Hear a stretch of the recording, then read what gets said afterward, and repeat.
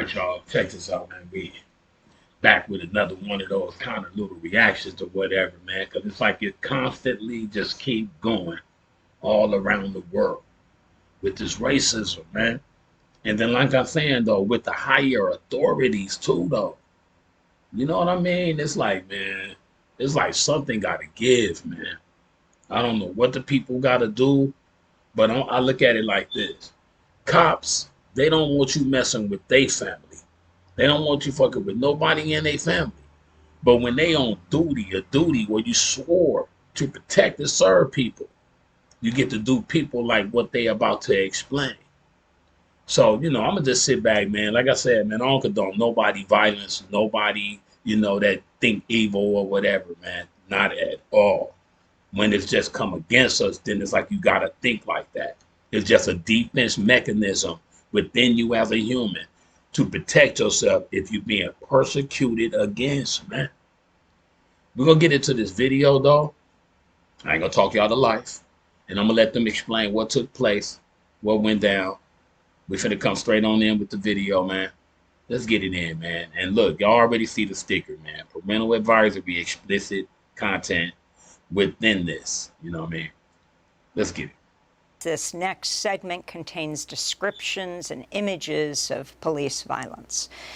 We turn now to Mississippi, where 6 white former police officers who called themselves the Goon Squad have pleaded guilty to raiding a home and torturing 2 black men earlier this year, after first trying to cover up their actions. Some of the officers face life in prison. On January 24th, court records show the deputies raided a home in Braxton, Mississippi, after a white neighbor of one of the officers called them to complain there were black men staying there.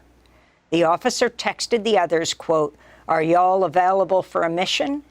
That night, without a warrant, the officers burst into the home, handcuffed, beat, tasered the 2 men, Michael Corey Jenkins and Eddie Terrell Parker. Also sexually abused them with a sex toy with shouting racial slurs. One of the officers put a gun in Jenkins' mouth for a mock execution and pulled the trigger. The bullet lacerated Jenkins' tongue, broke his jaw, exited through his neck. This is U.S. Attorney Darren LaMarca last week announcing federal charges against the former officers for the attack.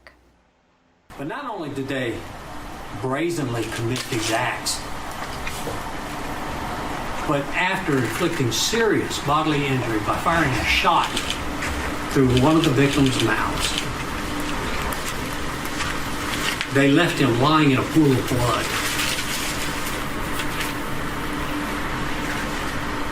Gathered on the porch of the house to discuss how to cover it up.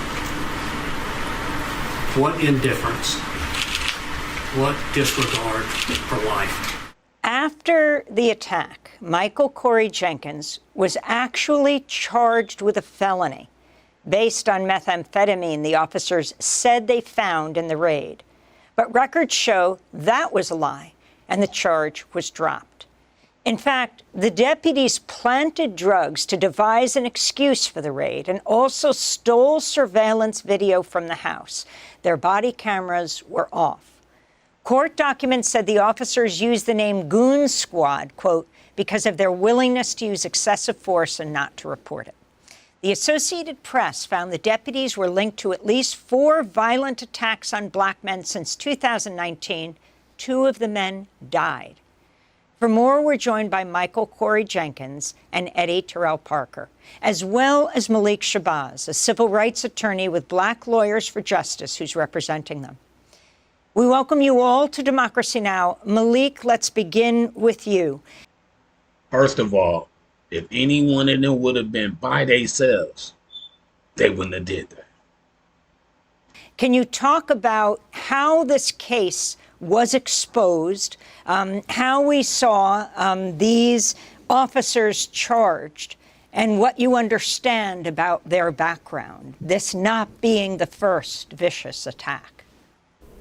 Okay, thank you for having us on. I want to say before we get started that Michael and Eddie will only be speaking that they cannot speak about the specific details of what happened in that house that night, but they can talk about their reactions to the guilty verdicts and to their pain and suffering. And Michael is suffering because half of his face is numb. But because we have sentencing coming up, so we're under certain sensitive legal guidelines. But we're happy to be on with such a progressive audience. This case was brought to light through the determination of Black Lawyers for Justice, of myself as the attorney for Michael Jenkins and Eddie Parker, and Mississippi Counsel Trent Walker. From early January, we have advocated strongly and vigorously in every way. And we have worked with community activists in Mississippi and throughout the country in order to bring the truth that is coming to light today. That these defendants, Hunter Elwood, Christian Dedman, Brett McAlpin,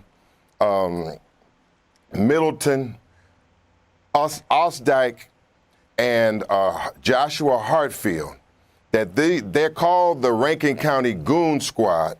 They're known in the community as the Rankin County Death Squad. This has been occurring for a long time under the leadership of Sheriff Bryan Bailey, who should be the subject of criminal investigation also.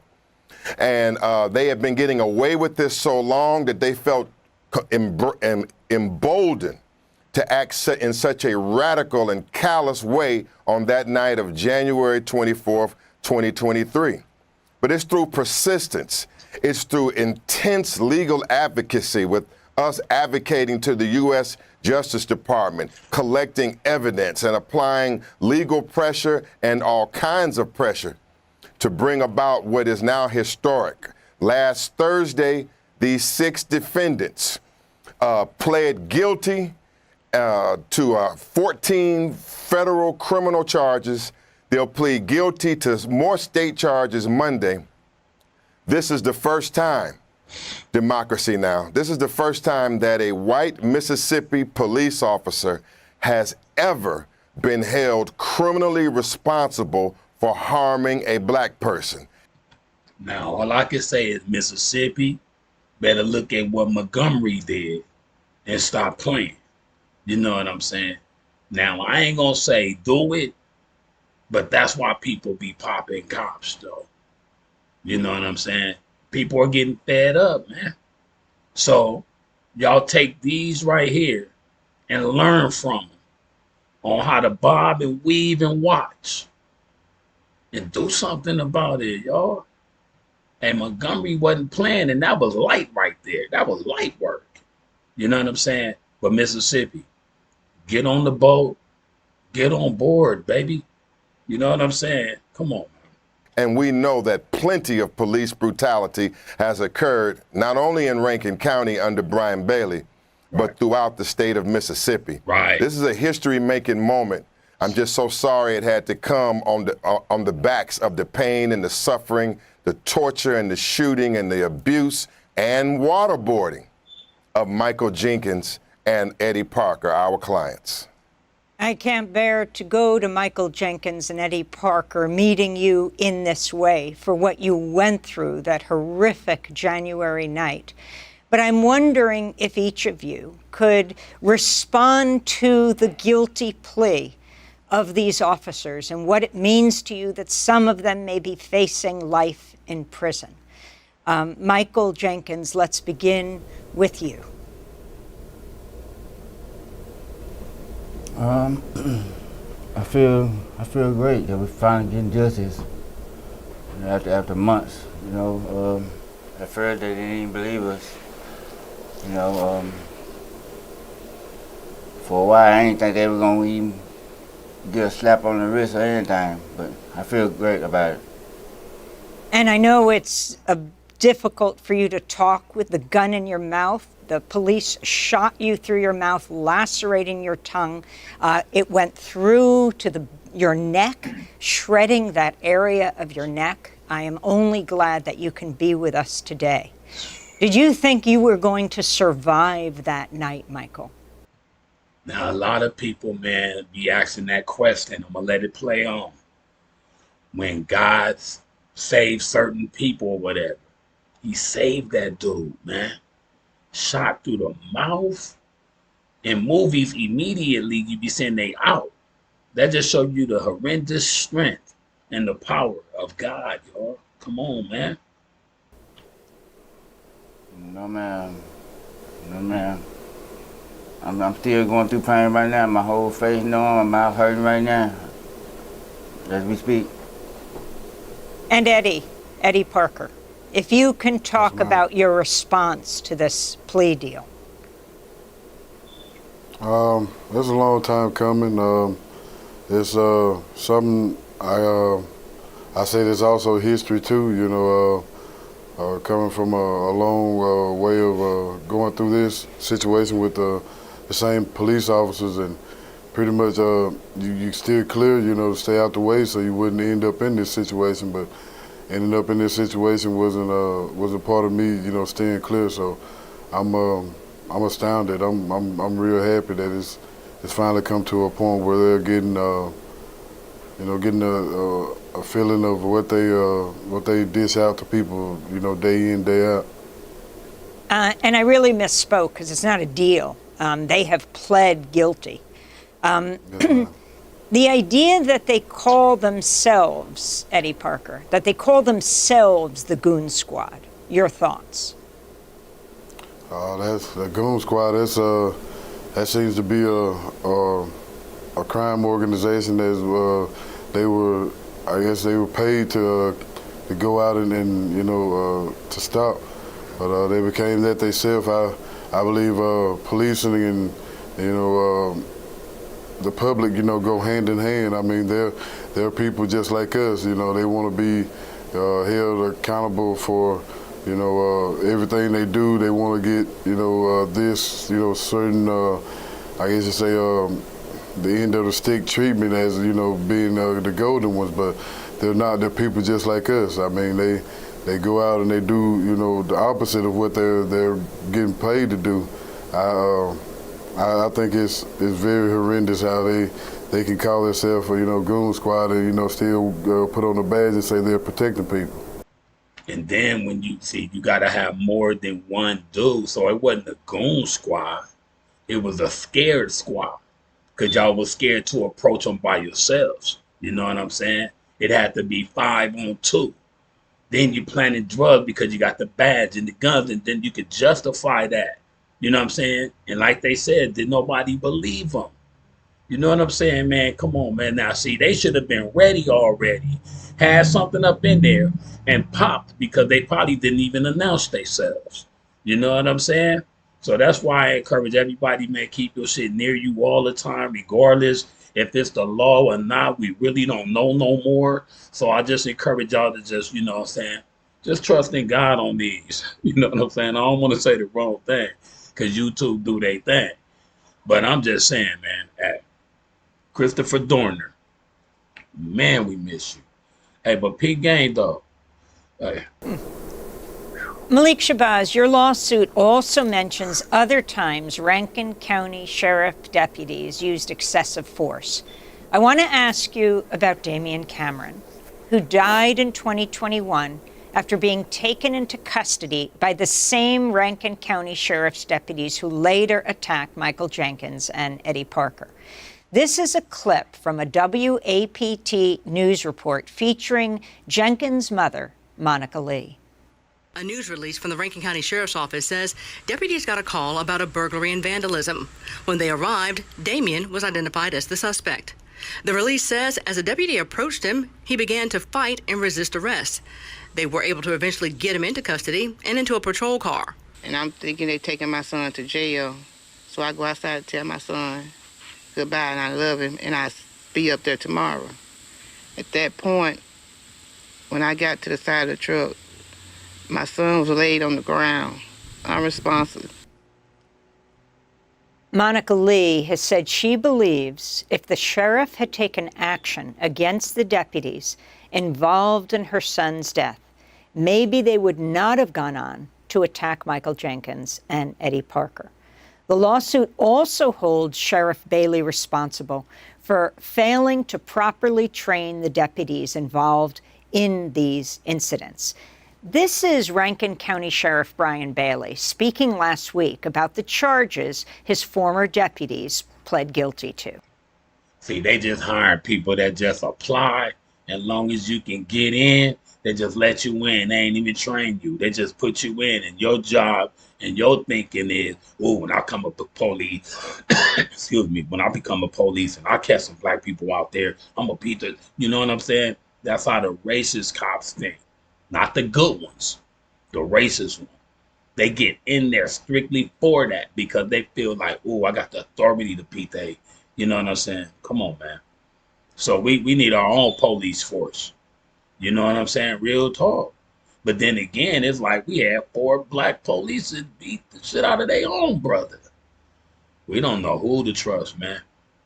You know what I said? People probably got to just start popping the badge, man. I don't even have no other word to say about it. And then when they do get got, the people, the criminal that did it, we're going to search high and low to find you or whatever, man. Search high and low for when anybody get popped. For real. Anybody. Come on, let's go. Based on the facts and their guilty pleas, all of the former deputies lied to me that night of this incident in January. We have cooperated fully with all outside investigating agencies to uncover the truth and bring justice to the victims. We've also sought assistance from outside agencies and consultants to help us in repairing our trust with the community. So that was Rankin County Sheriff Bryan Bailey speaking last week. Malik Shabazz, the civil rights attorney who's brought the lawsuit on behalf of Michael Jenkins and Eddie Parker, if you can respond to the sheriff and to this previous case. Yes. First of all, I want to give honors to Miss Monica Lee, who was the mother of Damian Cameron, attorney Trent Walker, and myself. We represent Miss Monica Lee for the death of Damian Cameron, which occurred at the hands of the Rankin County Sheriff's Department and its officers, including Hunter Elwood, the shooter who didn't just shoot Michael Jenkins in his mouth. He placed the gun inside Michael Jenkins' mouth and held it for an extended period of time, almost up to a minute, before he intentionally shot Michael Jenkins in his mouth, attempting to kill him. Yes, Ms. Lee is correct. If they would not have participated in a cover-up around Damian Cameron's death, Damian Cameron's death is analogous and very similar to George Floyd's death. It was Hunter Elwood and Luke Stickman who put the knees on Damian Cameron's back and on his neck, causing trauma to his neck and causing hemorrhages in both of Damian Cameron's eyes, meaning that the compression on his neck is what led to asphyxiation and his actual cause of death. But the autopsy mysteriously was ruled undetermined. With all of the evidence that I'm saying and all of the gruesome photos of the neck injuries and the hemorrhages of the eyes bulging out of his head, the autopsy finding was mysteriously undetermined. The autopsy itself is missing certain information, and therefore myself and Black Lawyers for Justice, we have our own forensic pathologist who are coming forth shortly to show you that this was a homicide and that Rankin County and Bryan Bailey refused to provide the state medical examiner with information to reach a proper conclusion because they were all protecting the officers from criminal prosecution. Therefore, the autopsy is suspicious. The autopsy and the efforts to have a genuine autopsy, it was covered up by Rankin County. And Bryan Bailey has been a part of this. Ms. Lee is correct. If they hadn't been trying to cover up, if Bailey hadn't been trying to justify his officers, no, he didn't just not train them, he has participated in acts of excessive force with his department, according to the courts. When Hunter Elwood shot Pierre Woods in Rankin County on the ground, and he gunned him and he shot him 9 times with his rifle, and the man was no threat to him. Sheriff Bailey was on the scene, and a federal judge ruled that Bailey could not have qualified immunity because he ratified and watched it all go on in person. And so the truth is coming out about the death of Damian Cameron and how they had the knees on his neck like his mother has testified by affidavit to, and they had the knees on his neck that crushed the life out of Damian Cameron, and they did nothing about it. They've lied to us, but we're going to bring that case. That case is coming back to life. Rankin County is infested with white supremacists, Ku Klux Klan. They infiltrated the sheriff's department. Bryan Bailey has known about this. Many of these criminals were on duty up until June 1st, only through the Mississippi Bureau of Investigation and U.S. Department of Justice leader Kristen Clark and her Southern District in Mississippi, who've done a great job. Only through their efforts has Bryan Bailey, sheriff, trying to come to some remorse. He has not even apologized to the victims. We demand that Bryan Bailey step down now. He's a part of a pattern of practice and a culture and a custom of terrorism by his department. We have blacks, whites, rich, poor. They have been beaten by his officers. He's known this all along, and the struggle continues. In this case, for compensation for these 2 suffering victims, Jenkins and Parker, but for all of the victims of Rankin County terrorism. It's the #1 county for terrorism and white supremacist infiltration. Case in point, before I close, Christian Detman. It's coming out, he has family members that have pled guilty in Mississippi to hate crimes. I mean, a lot more is going to come out about this. Rankin County is infested with white supremacists, Ku Klux Klan, and it's in the police departments. And Malik Shabazz, can you place Rankin County for us in 2 ways, in history and also just geographically? It's right near Jackson, the capital. Yes. Attorney Trent Walker says, who grew up in Rankin County, my partner, Attorney Trent Walker, states that this was customary in Rankin County. They beat first and they don't ask questions later. They beat you, they kill you, and you are ordered not to say anything about it.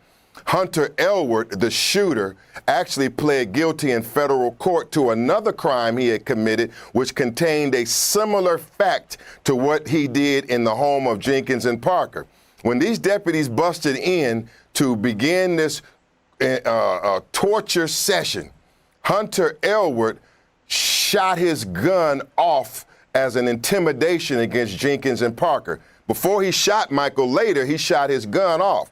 Well, he pled guilty in federal court to doing the same thing to another person in Rankin County. He just shooting his gun off like that.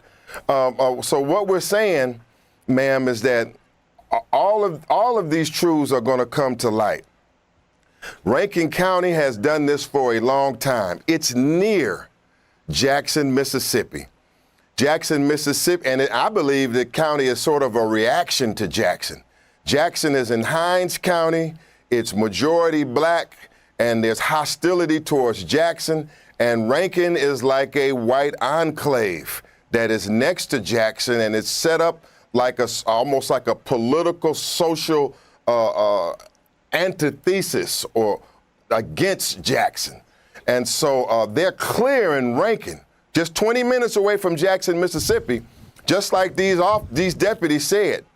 They didn't want any black men living in the area. The mere fact that there were black men in this area, that they were going to carry out this mission and let them know that they were not welcome and they were going to violate all laws and break in. It's because they have determined, I believe these deputies and others in that county have determined that Rankin County is for whites and Hinds County is for blacks. And they're going to enforce it under the color of law, through violence and torture. Not to mention, especially on this program, we cannot forget waterboarding.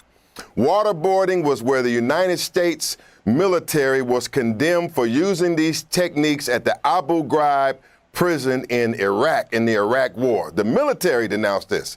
But in 2023, incredibly, in Rankin County, these deputies, Elwood, McAlpin, Dedman, Updike, Middleton, Hartsfield, they actually waterboarded the two men you see now. They had them on their backs.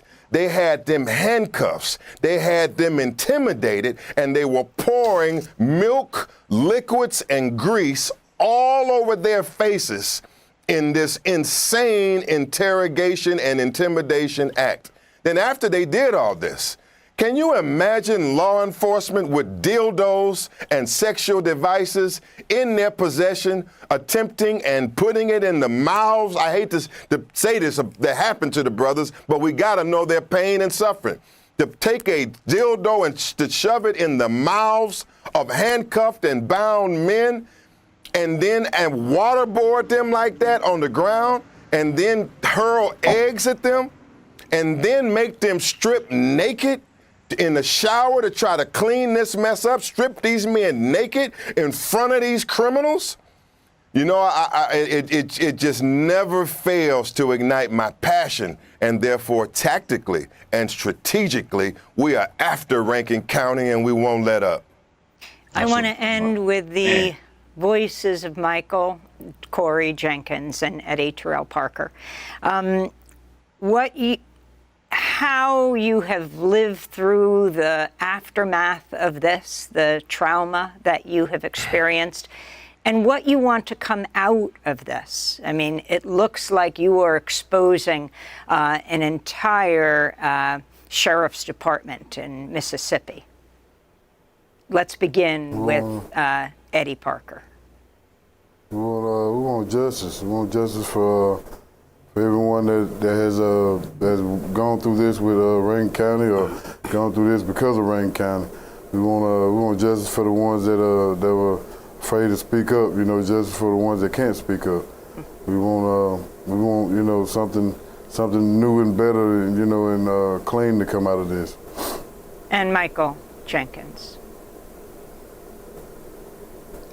Basically the same thing, to make sure nobody never go through what we went through again.